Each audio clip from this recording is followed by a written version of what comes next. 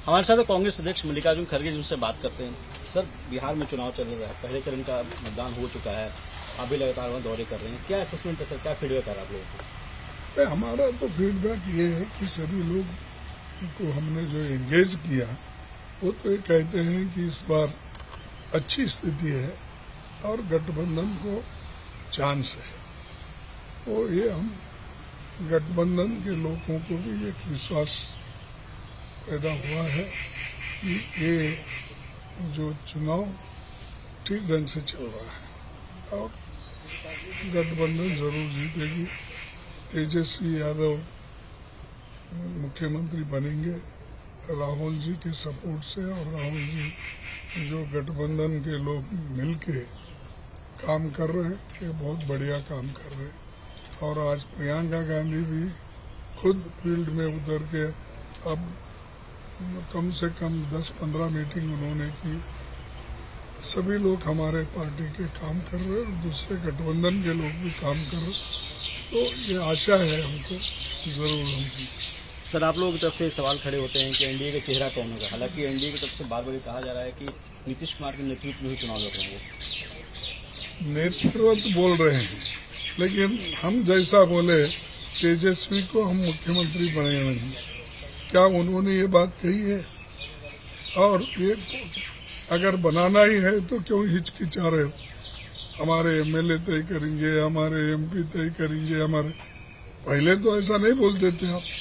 पहले जब मिलजुल के आप लड़े पिछले इलेक्शंस में, वो तो ओपनली कहते थे आप कि हम लोग नीतीश कुमार के नेतृत्व में जा रहे हैं और नीतीश कुमार को चीफ मिनिस्टर बनाएंगे। अब क्या हो गया?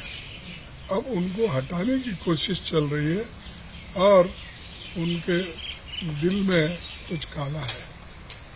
लेकिन सर, अगर यूपीए की ही बात करें, आप लोग की बात करें, चेहरे को लेकर तो आप लोगों ने कह दिया, लेकिन क्या डिप्टी सीएम की जो बात कही गई थी एक होगा, कांग्रेस तरफ से अगर कोई होगा सर, अगर नंबर आते हैं तो?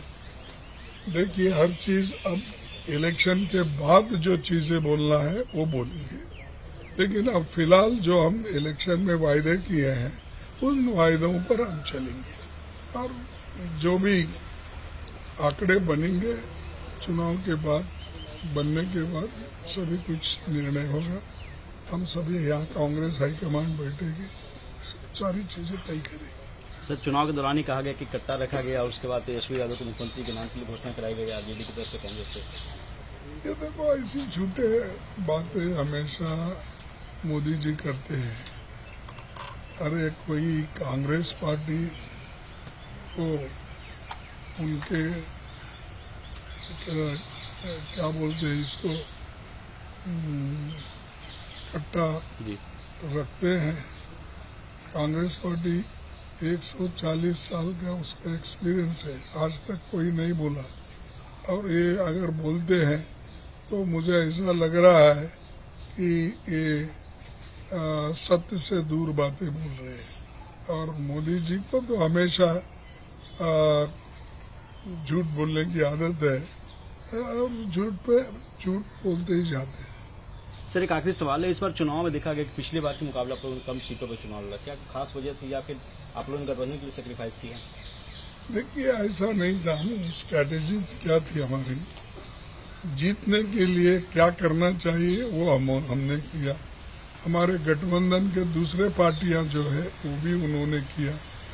और तीसरा ये है कि किसी न किसी हालत में इस बार एनडीए को पीछे हटाना और गठबंधन की सरकार आना, ये एक नियति से ही हम काम कर रहे हैं। सर, एनडीए का नारा है 150 पार का, आप लोगों का?